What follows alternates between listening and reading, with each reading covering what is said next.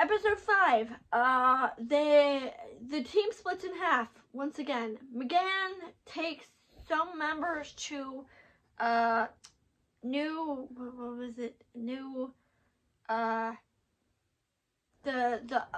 planet, basically, to investigate a war between bugs and the new gods. I like Forager. Honestly, I think he's really cute. But I don't like the stuff with her brother. I don't find it interesting. And mostly I spent the whole episode skipping through it. I felt really, really bad that Forager lost his home. And I'm glad he's coming to the team because I think he's cute. And they get another Forager later on who is female, who is also very, very cute. Also, I just want to point out, I was listening to this episode, and when Big Bear walked up and started speaking, I'm like, oh my god, is that Faggerbag? And yes it is. And I'm very glad that I watched SpongeBob for like 20 years because I probably would have known that otherwise, because he sounds slightly different, but I think that's because this is his natural speaking voice. And I do want to give him credit because I like him very much as an actor.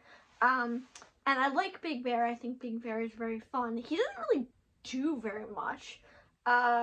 Most of the episode, that part of the episode, is basically about McGann and her brother. And her brother's like, the greater good, and we're seizing this planet to help because I made a deal and I want to help our planet. And I'm like, okay, I'm over that. I care more about the other half, which is basically the half with Halo and Beyond.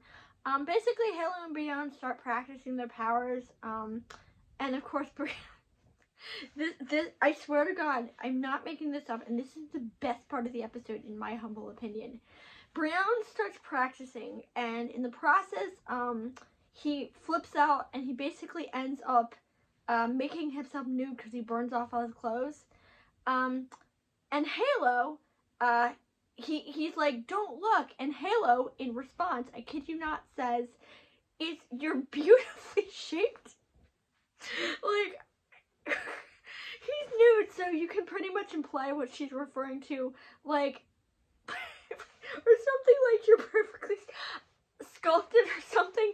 And I'm glad I was alone because I laughed so hard at that scene. I was scared that if somebody walked in the door, I was having a meltdown laughing. That was so funny. And I was like looking over my shoulder to make sure nobody saw me because I was afraid that somebody was going to be like, are you okay? And then I would have to explain what was so funny. That reaction was so priceless. Oh my god.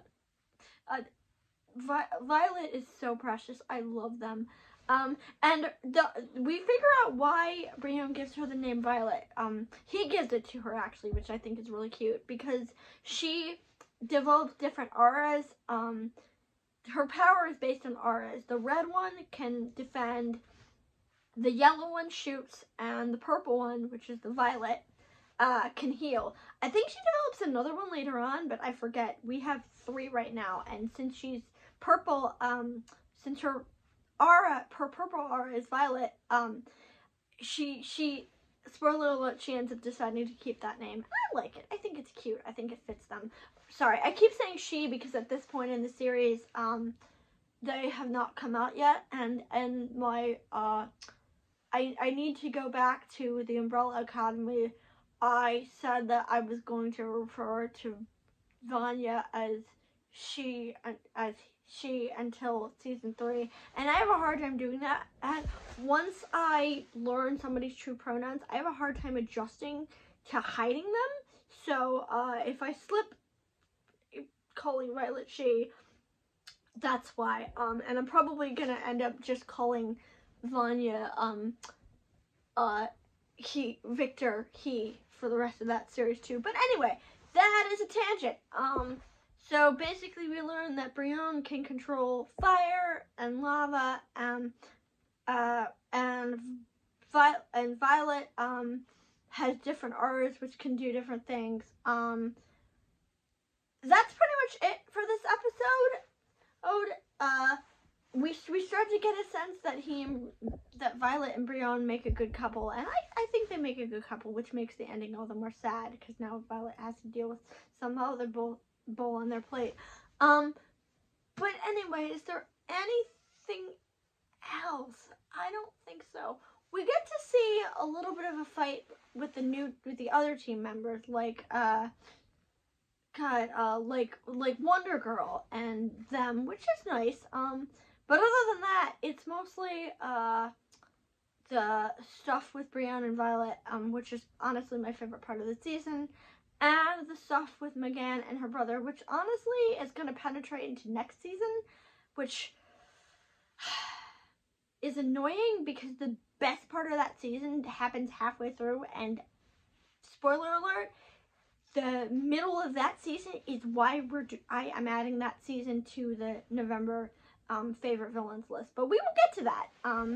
So that is it for today, and tomorrow we move on to episode 6.